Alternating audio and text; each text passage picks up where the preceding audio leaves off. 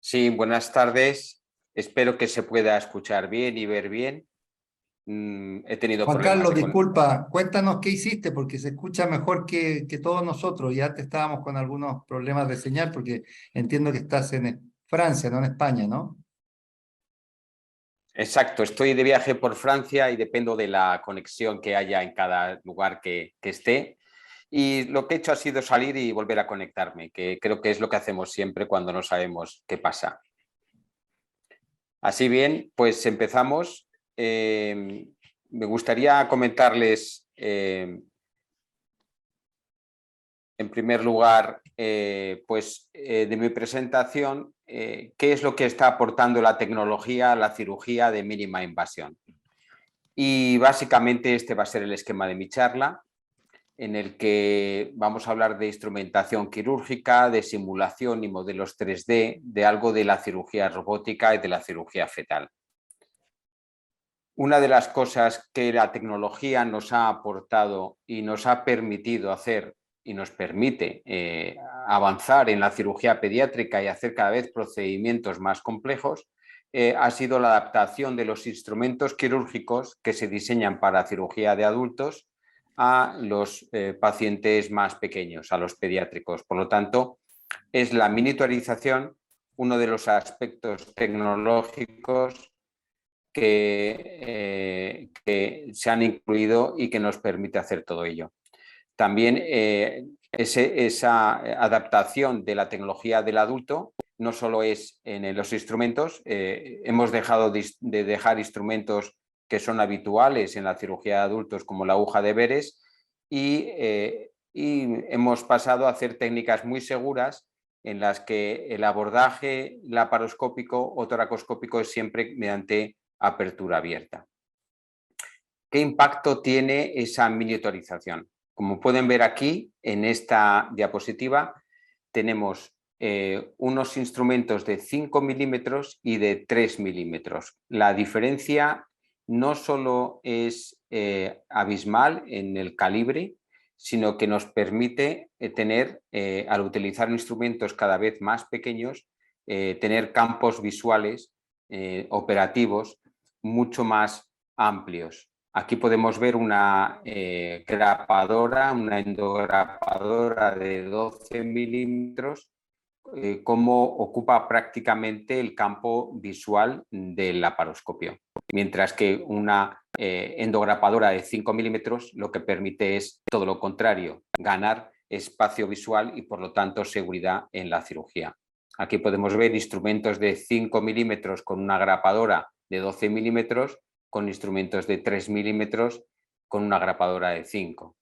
Esto es una adaptación y un desarrollo tecnológico trascendental. Prácticamente la cirugía que hacemos ahora mismo pediátrica utilizamos sobre todo estos instrumentos tan pequeños que nos permite hacer esa cirugía. El aspecto de la simulación se ha asentado de forma definitiva en el aprendizaje de la cirugía pediátrica y tenemos incorporación de tecnología que nos permite hacer esa simulación. No hay que pensar en grandes aparatos de simulación, sino lo que tenemos que tener es un programa de simulación implantado en cada centro que nos permita desarrollar nuestras capacidades y que nos permita también mantener nuestro entrenamiento, que de otra manera sería imposible.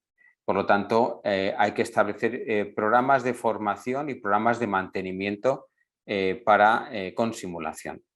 No solo en la laparoscopia se utiliza la simulación, también la tecnología, como vemos aquí, un dispositivo de vacío para el tratamiento de los onfaloceles, también hay que hacerlo con técnicas de simulación antes de pasar a los pacientes. Y dentro de los aspectos tecnológicos está claro que la impresión 3D, la generación de modelos de 3D nos ayuda de forma que podemos hacerlo de forma casera o lo podemos hacer a través de ciertas compañías que nos ayudan a introducir esos modelos para poder practicar las suturas para poder practicar anastomosis. Hay modelos que utilizamos para hacer apendicectomías, para hacer colecistectomías, que son bastante adecuados y relativamente sencillos de conseguir. Hay también modelos de cirugía neonatal. Se han utilizado modelos también de impresión 3D para generar la simulación de un tórax, pero tampoco es del todo necesario. Se pueden generar cajas de trabajo en los que se simulen diferentes condiciones, como puede ser una hernia diafragmática, una atresia de esófago, o hacer un modelo, por ejemplo, de exploración abdominal, todos ellos encerrados en cajas de pequeño tamaño que nos puedan ayudar a hacer ese tipo de simulación. Los simuladores con análisis de rendimiento, que son simuladores que cada vez han ido bajando de precio, pero que siguen siendo caros y poco asequibles para la mayoría de los centros de formación, pues permiten también hacer un análisis de nuestro progreso. Eso también se está consiguiendo con software de bajo costo que nos permite también incorporarlos a centros de formación. En otro orden de cosas, dentro de la tecnología, esta será la siguiente charla que daré, en la que se ha incorporado también procedimientos que nos vienen de los adultos, como es el uso de la fluorescencia en la cirugía pediátrica, que nos facilita hacer disección y cirugía segura. De esto hablaré más tarde en profundidad. Por último, también me gustaría, antes de pasar a la parte de robótica, hablar algo de tecnología diagnóstica. La tecnología diagnóstica, por ejemplo, en recién nacidos para el reflujo gastroesofágico, nos permite diagnosticar aquellos pacientes que se pueden beneficiar de una cirugía segura.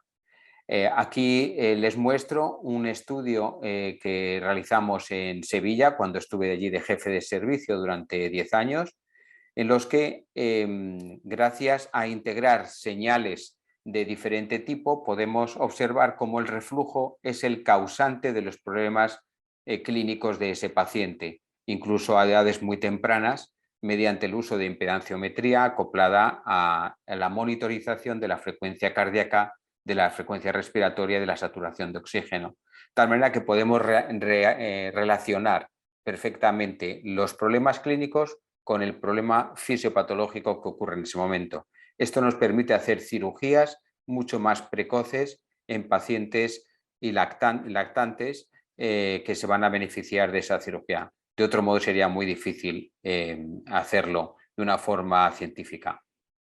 Técnicas de micromanometría que se utiliza en adultos, también se están utilizando en niños y nos permite estudiar la dismotilidad en pacientes, por ejemplo, como en este caso, tras una funduplicatura que presenta un residuo en el esófago tras la deglución. La resonancia magnética en la cirugía del pectus excavatum, etcétera, etcétera. No voy a detenerme en cómo los avances científicos a nivel del diagnóstico nos permite utilizarlos en la clínica.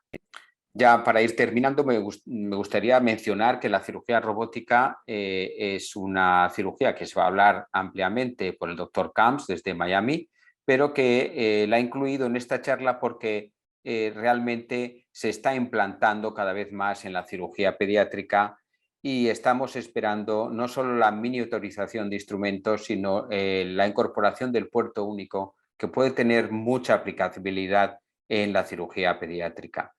Se hace todo tipo de intervenciones ahora mismo en centros donde ya está bien implantada y asentada esta cirugía. Ya hay protocolos específicos de dónde poner los instrumentos, dónde poner la consola principal, los brazos, etcétera. Hay libros descritos de esta nueva tecnología, por lo tanto yo creo que la cirugía robótica se irá implantando en la cirugía pediátrica. Y me gustaría finalizar esta pequeña charla un poco introductoria de lo que es los avances tecnológicos, pues diciendo que también ha habido avances tecnológicos, científicos, de incorporación directa en la cirugía pediátrica, no solo adaptada desde el adulto, sino que así como hemos ido adaptando eso, aquí se ha desarrollado de forma específica para la cirugía fetal el desarrollo, por ejemplo, del balón de oclusión traqueal para los niños con hernia diafragmática congénita muy grave que van a fallecer durante el embarazo y a los cuales se les puede hacer una reversión de esa hipoplasia pulmonar, aumentando el tamaño de los pulmones y consiguiendo unas supervivencias en torno, ya un poquito mayores al 50%, en pacientes que de otra manera iban a fallecer prácticamente el 100%.